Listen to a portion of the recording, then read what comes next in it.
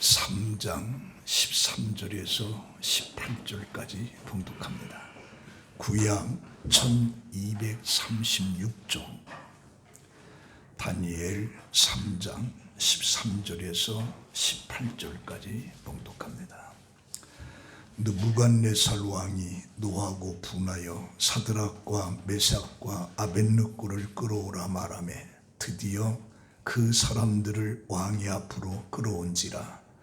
느부갓네살이 그들에게 물어 이르되 사드락 메삭 아벳느고야, 너희가 내 신을 섬기지 아니하며 내가 세운 금신상에게 절하지 아니한다 하니 사실이냐? 이제라도 너희가 준비하였다가 나팔과 비리와 수금과 사면금과 양금과 생황과 및 모든 악기 소리를 들을 때 내가 만든 신상 앞에 엎드려 절하면 좋거니와, 너희가 만일 절하지 아니하면 즉시 너희를 맹렬히 타는 풀무불 가운데에 던져 놓을 것이니 능히 너희를 내 손에서 건져낼 신이 누구이겠느냐 하니, 사드락과 메삭과 아벳느고가 왕에게 대답하여 이르되 느부갓네살이여, 우리가 이 일에 대하여 왕에게 대답할 필요가 없나이다.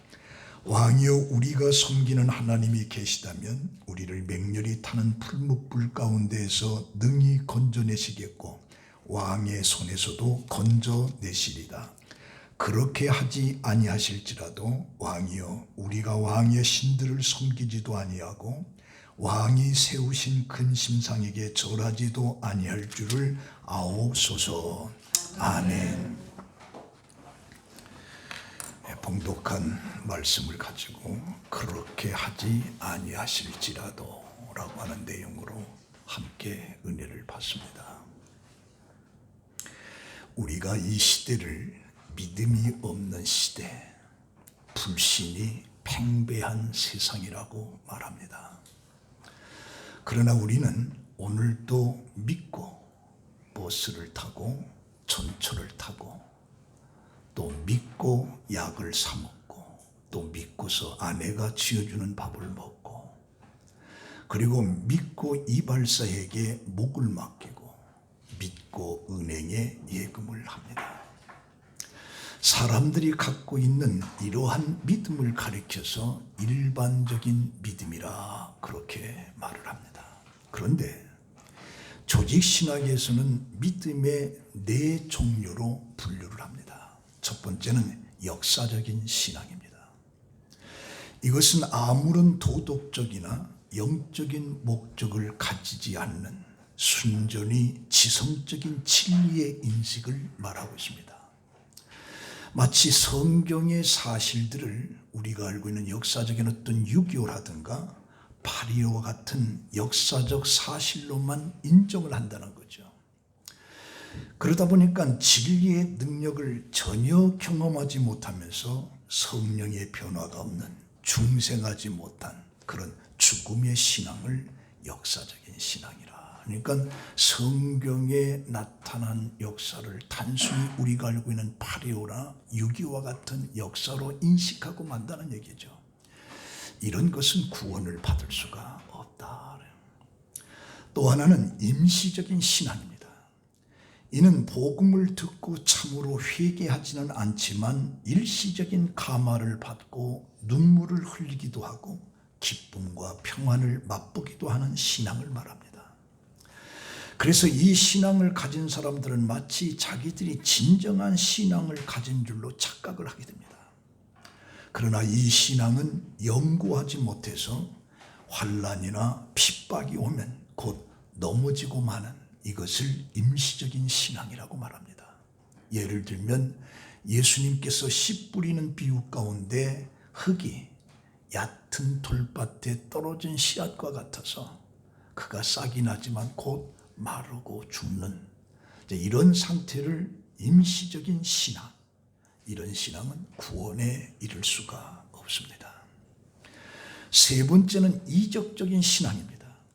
이 신앙은 능동적으로 자신이 이적을 행할 수 있다고 믿기도 하고 수동적으로 자신에게 이적이 나타날 수 있다라고 믿는 신앙입니다. 역사적 신앙이나 임시적 신앙은 결코 구원받을 수 없지만 이적적인 신앙은 어떤 경우에는 구원을 받고 어떤 경우에는 구원을 받을 수 없다는 점입니다. 예를 들면 베드로나 요한이나 사도 바울 같은 사람들은 능동적인 이적적인 신앙을 소유해서 그들은 구원에 대한 의심이 하나도 없습니다. 그러나 가룟 유다의 경우 그는 예수의 뒤를 3년이나 따라다녔고 많은 기적을 행하기도 하고 체험도 했지만 그러나 구원에 이르지를 못하는 겁니다. 예를 들면 10명의 문둥병 환자가 예수에게 고침을 요구했다가 예수님께서 제사장에 가서 보여주라 그 말을 듣고 가는 도중에 그 문둥병이 다 나음을 얻었습니다. 그러나 한 사람만 예수에게 와서 엎드려 절하면서 감사를 표현할 때 9명은 어디 갔느냐? 집에 갔습니다. 오늘 내가 구원이 이르렀도다. 그래서 병의 고침을 10명이 다 받았지만 구원받은 사람은 한 사람입니다. 한 사람이요. 그래서 이적을 행했다고 해서 경험했다고 해서 다 구원받는 것이 아니다. 예수님께서 세상 끝날에 많은 사람들이 나더러 주여 주여 우리가 주의 이름으로 선지자 노릇하고 주의 이름으로 귀신을 쫓아내고 주의 이름으로 많은 권능을 행치 아니하였나이까 하니 그때에 예수님께서 말씀하시기를 내가 너희를 도무지 알지 못하니 불법을 행하는 자들아 내게서 떠나가라 하고 경고를 했어요. 그들은 많은 이적을 행했어요. 그런데도 불법을 행하는 자들아 나는 너희들을 모르겠다. 그래서 이적적인 신앙 가운데는 긍정적인 신앙의 구원을 받을 수 있지만 이적을 행한다고 해서 체험했다고 해서 다 구원받는 것은 아니다. 네 번째는 구원적인 신앙인데 이 신앙은 선택받고 부름받고 중생한 심령에 자리 잡는 생명 있는 신앙을 말하는 겁니다. 유명한 조직신학자 루이스 폴콥은 구원적 신앙이라고 하는 것은 성령의 역사로 복음 진리에 대한 견고한 확신, 그리스도 안에 있는 하나님의 약속에 대한 성실한 의뢰, 이것을 가리켜서 구원적인 신앙이라 이 네 가지를 이야기하고 있습니다. 그런데 이 네 가지 중에 바로 구원적인 신앙, 확고한 하나님에 대한 절대적인 신뢰, 이런 자가 구원을 받을 수가 있다 이렇게 말합니다. 그러면 오늘 본문에 이 다니엘의 세 친구 사드락, 메삭, 아벳느고는 시부리 청년들로 바벨론에 끌려와서 그들의 총명과 지혜를 바벨론 왕 느부갓네살에게 인정을 받아서 관직에 올라온 사람들입니다. 그러나 갈대아 사람들의 시기로 결국에 왕에게 참소를 당하는데 그 내용을 보면 느부갓네살 왕의 교만이 금신상을 만들고 낙성식의 모든 사람들을 그 신상에 절을 하라는 겁니다. 그리고 누구든지 금신상에 엎드려 절하지 아니하는 자는 즉시 맹렬한 풀무불에 던져 넣으리라. 그래서 모든 백성들과 관리들은 악기에 맞춰서 그 신상에게 전부 다 절을 합니다. 그러나 다니엘의 세 친구는 절하지를 않습니다. 왜냐하면 하나님을 섬기는 사람들에게는 십계명의 첫 번째, 두 번째가 있는데 첫 번째는 나 외에 다른 신을 섬기지 말라. 두 번째는 우상에게 절하지 말라라고 하는 이 계명이 있기 때문에 이 세 친구들은 절을 할 수가 없었습니다. 그때 참소하는 갈대아 사람들에 의해서 느부갓네살 왕은 분해서 사드락과 메삭과 아벳느고를 불러서 묻습니다. 너희가 내 신을 섬기지 아니하면 내가 세운 큰 신상에게 절하지 아니한다 하니 이 말이 사실이냐? 이제라도 너희가 준비하였다가 악기 소리가 들릴 때에 내가 만든 신상에게 절하면 좋거니와 너희가 만일 절하지 아니하면 즉시 너희를 맹렬히 타는 풀무불 가운데에 던질 것이니 능히 너희를 내 손에서 건질 신이 누구이겠느냐? 엄포를 놓습니다. 그때 16절에 사드락과 메삭과 아벳느고는 왕이여 이 일에 대하여 왕에게 대답할 필요가 없습니다. 우리가 섬기는 하나님이 계시다면 우리를 맹렬히 타는 풀무불 가운데서 능히 건지시며 왕의 손에서도 건져낼 것입니다. 18절에 그렇게 하지 아니하실지라도 왕이여 우리가 왕의 신들을 섬기지도 아니하고 왕이 세우신 금신상에게 절하지도 않겠습니다. 이 말씀은 신앙의 놀라운 경지에 도달한 모습입니다. 여호와께서 자신들을 풀무불에서 능히 건져내실 권능이 있지만 그렇게 하지 않고 내버려 두어도 좋다는 것입니다. 하나님이 무엇을 하시느냐에 따라 신앙이 좌우되는 것이 아니고 하나님의 존재에 의심이 없는, 그래서 하나님 외에는 다른 신을 섬길 수 없다라고 하는 확신을 이 세 친구들이 이야기하고 있습니다. 그때 바벨론 왕은 분노가 폭발합니다.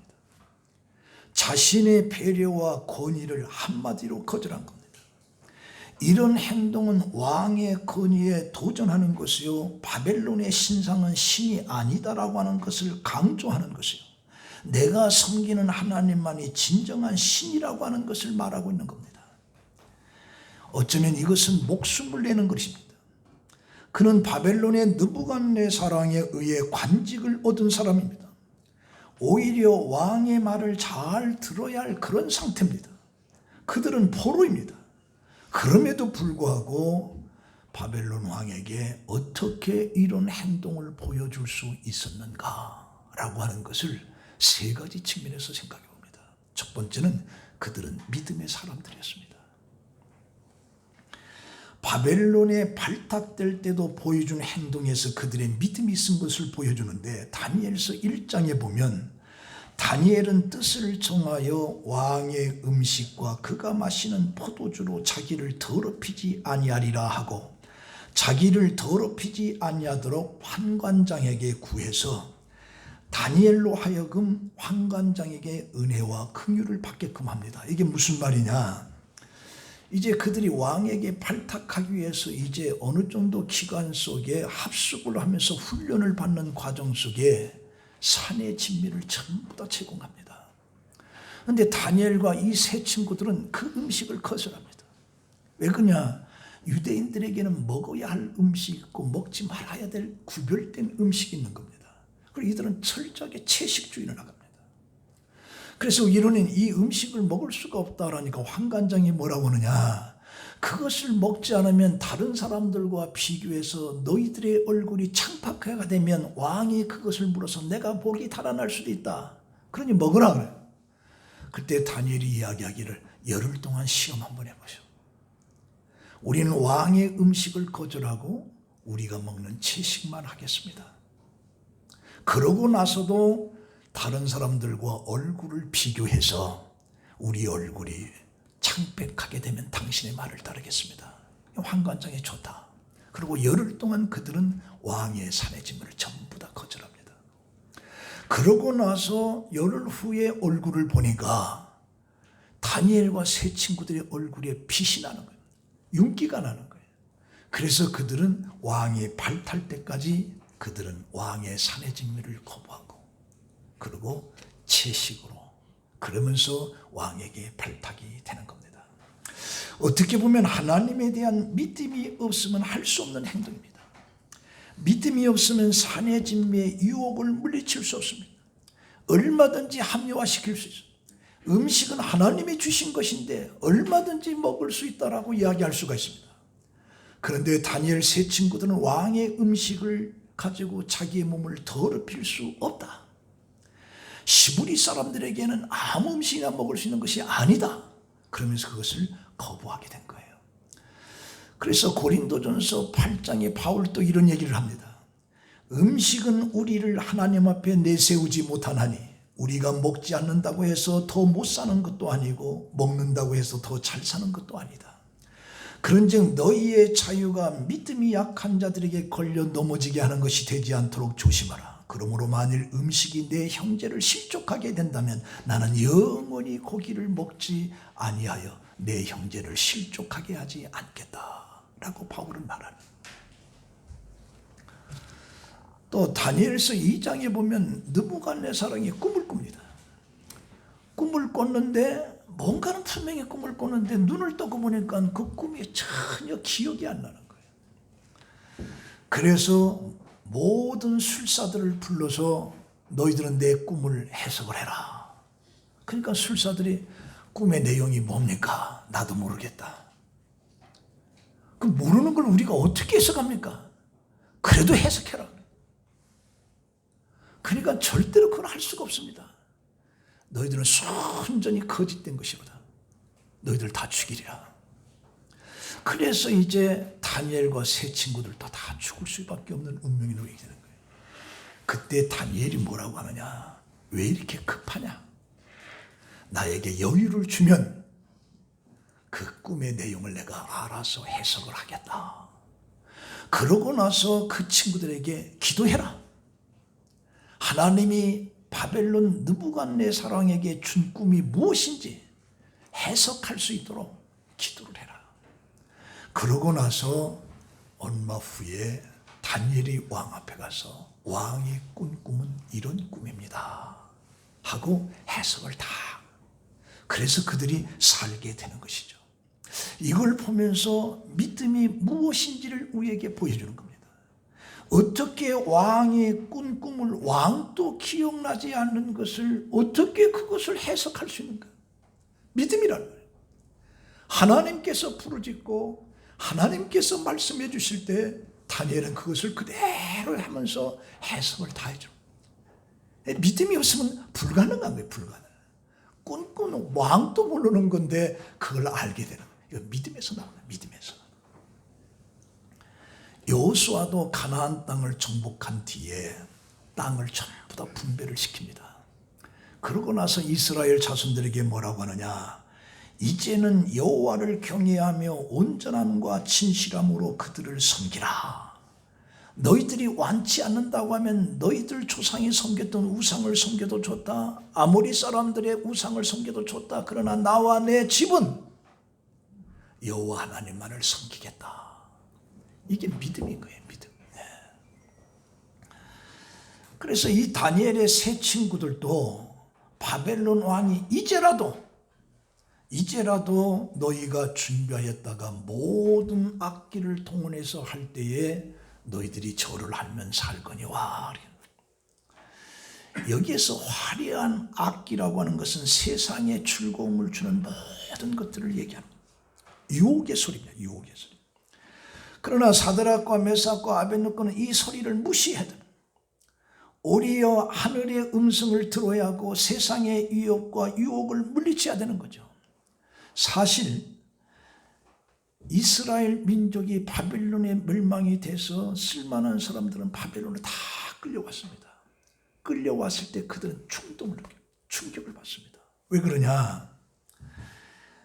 바벨론은 강대국입니다. 바벨론에 가서 보니까 도시는 물론이고 나라 전체가 부와 풍요를 넘치게 누리고 있는 겁니다. 그리고 더 충격적인 것은 뭐냐? 각종 우상을 섬기는 이교도의 신전이 너무 화려한 거예요. 자기들이 섬겼던 예루살렘의 성의 성전은 완전히 다 무너졌는데 와서 보니까 바벨론의 우상을 섬기는 그 신전은 예루살렘의 성전하고 비교할 수가 없어요. 그리고 그들은 풍요해. 너무 잘 살아. 그때 그들은 생각하기를 야 이거 어떻게 된 거냐?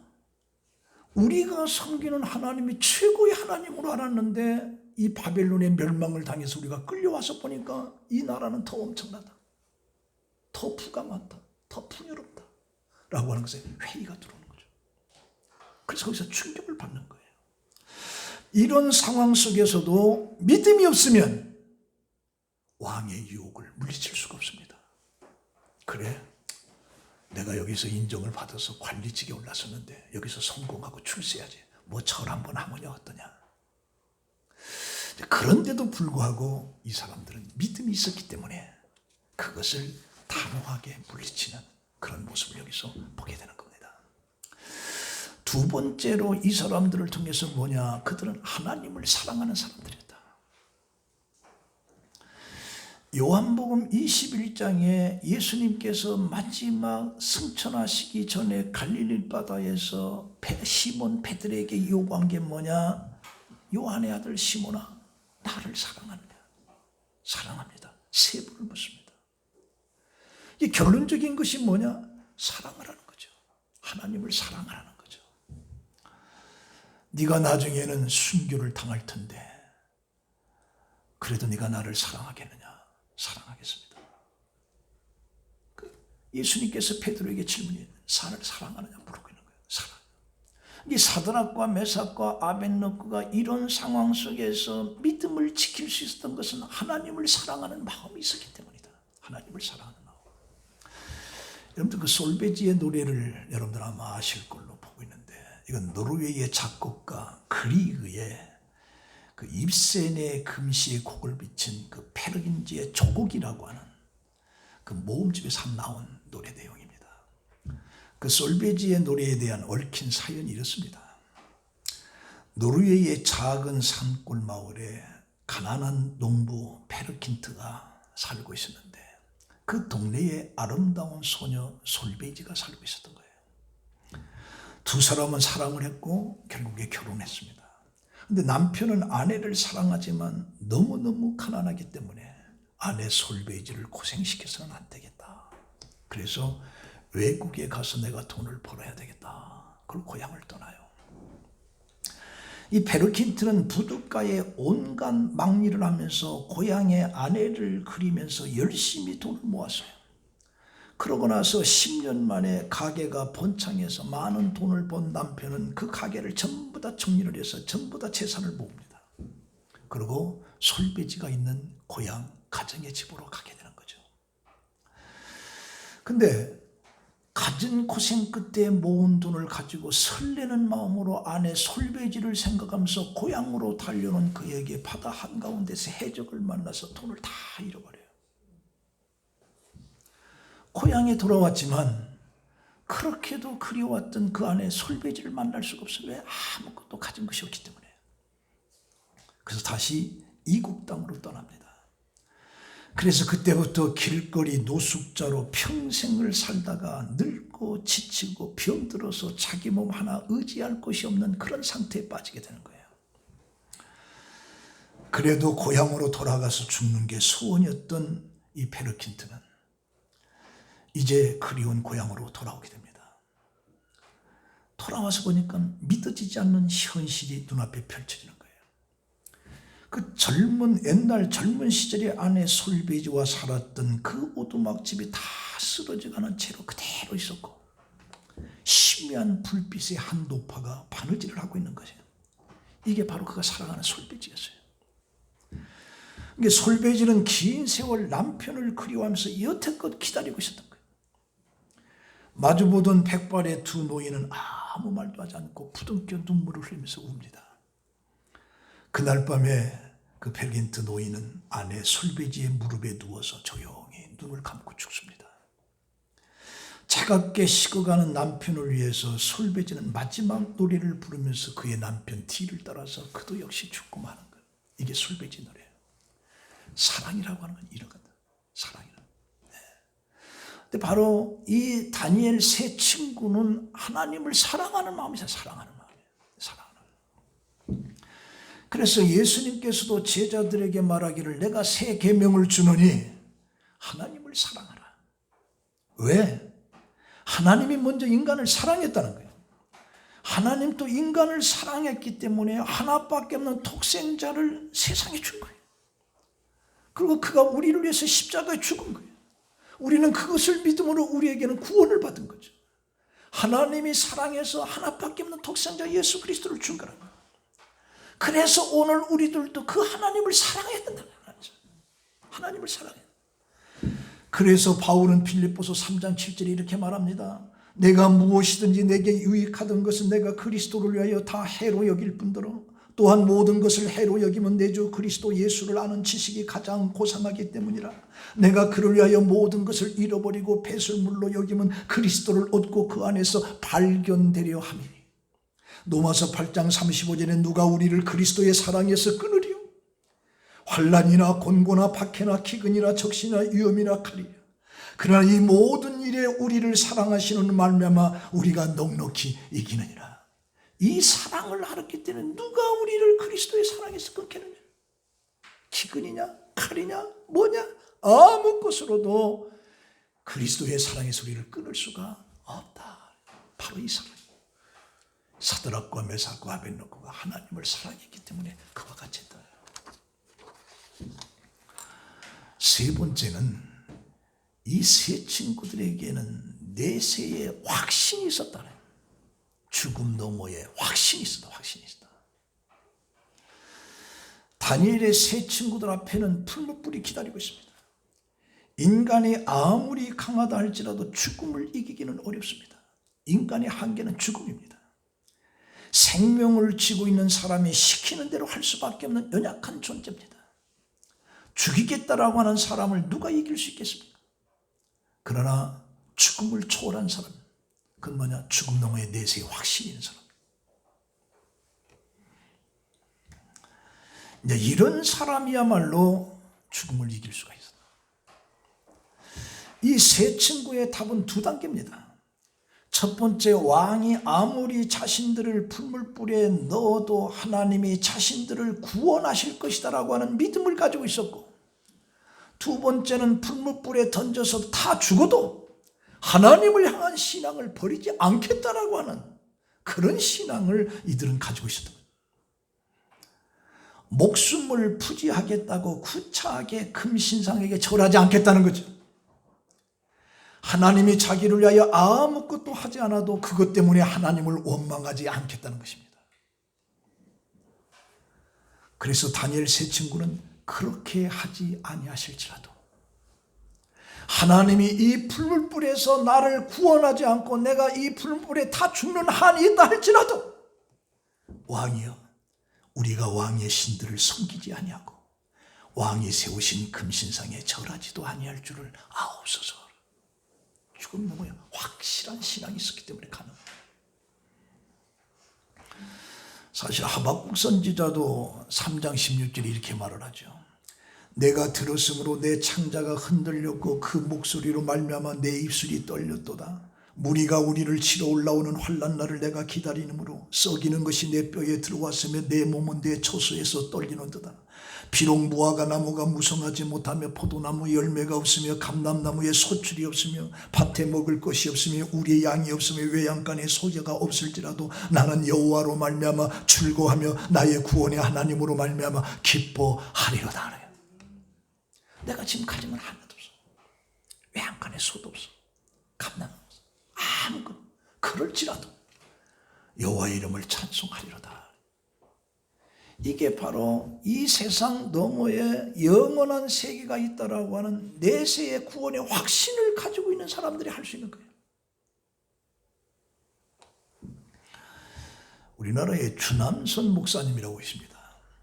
일제 때 신사참배를 반대하다가 잡혀가서 고문을 받습니다. 근데 일본 경찰의 고문은 너무도 잔인해서 말로 하기가 힘들었어요. 그 용인의 그 기독교 순교관에 가면 그 내용들이 나옵니다. 이 엄지손가락을 이 두 손을 꽉 묶어가지고 매달았어요. 그래서 고문을 시키고 순교를 좀 죽고 그런 거예요. 그 대들보에다가 이렇게 매달아 놓고, 자, 얼마나 이 엄지손가락 두 개만 묶어놓고 몸무게 전체를 고춧가루로 콧구멍에다 물을 막 집어넣어요. 손가락에 나무 돌을 줍고 막 이 진지기는 거죠. 그 손톱 사이에 그 대나무 침을 받거나 인정 없이 그나 사정 없이 팹니다. 그러고 나서 고문하던 형사가 잘 생각해보고 마음을 돌이키라. 그랬더니 주 목사가 뭐라고 하냐. 100번 생각해봐도 마찬가지다. 참 신은 하나님 한 분뿐이다.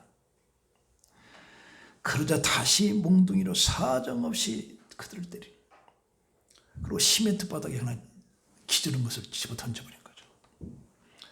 얼마 후에 눈을 떠보니까 그 추운 겨울에 시멘트하게 물이 젖었는데 불된 온돌방처럼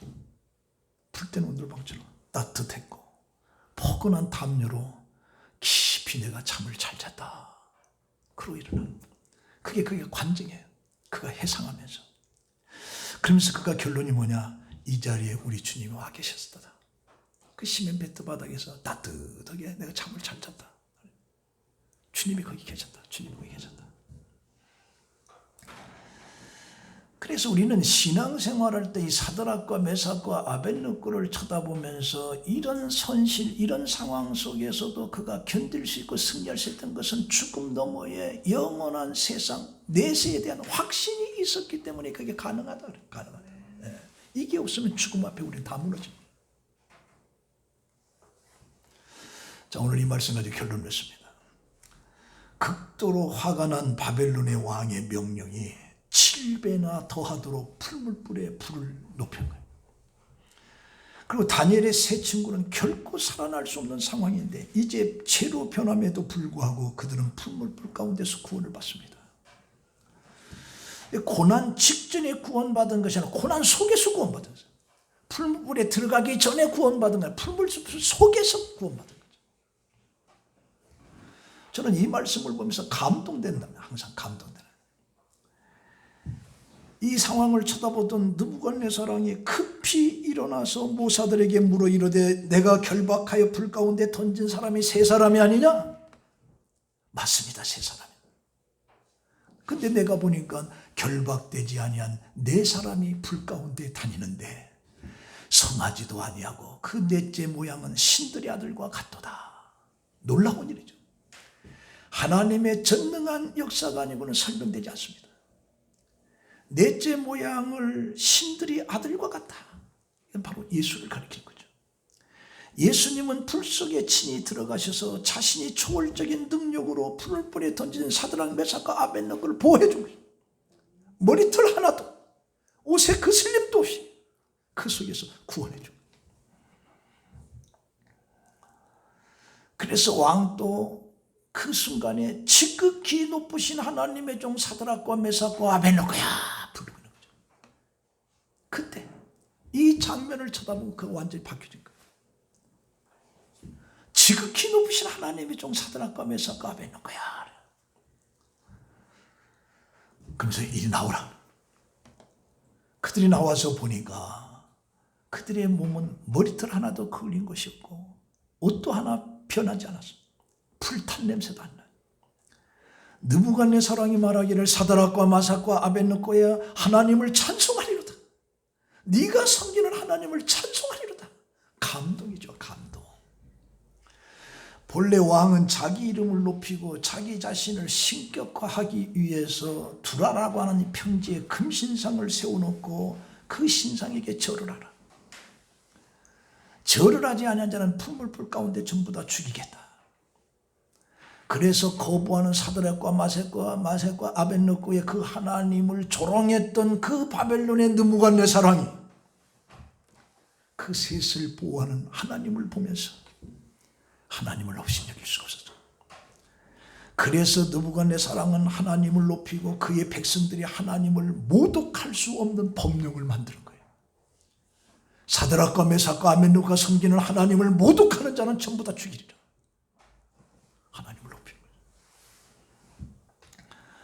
그러고 나서 30절에는 이런 말이 나옵니다. 왕이 드디어 사드락과 메삭과 아벳느고를 바벨론 지방에서 더욱 높이니라. 더욱 높인다라고 하는 것은 형통하다, 번영하다라는 뜻입니다. 그러니까 이런 사드락과 메삭과 아벳느고를 하나님께서 바벨론 왕을 통해서 더 높이 세워주십니다. 더 높이 세워주십니다. 그래서 로마서 8장 28절에 우리가 알거니와 하나님을 사랑하는 자 곧 그의 뜻대로 부르심을 입은 자들에게는 합력하여 선을 이루니라. 하나님을 사랑하는 자, 하나님을 믿는 자는 지금의 고통스럽지만 합력해서 선을 이룬다라고 하는 것이 하나님의 말씀, 것이 말씀입니다.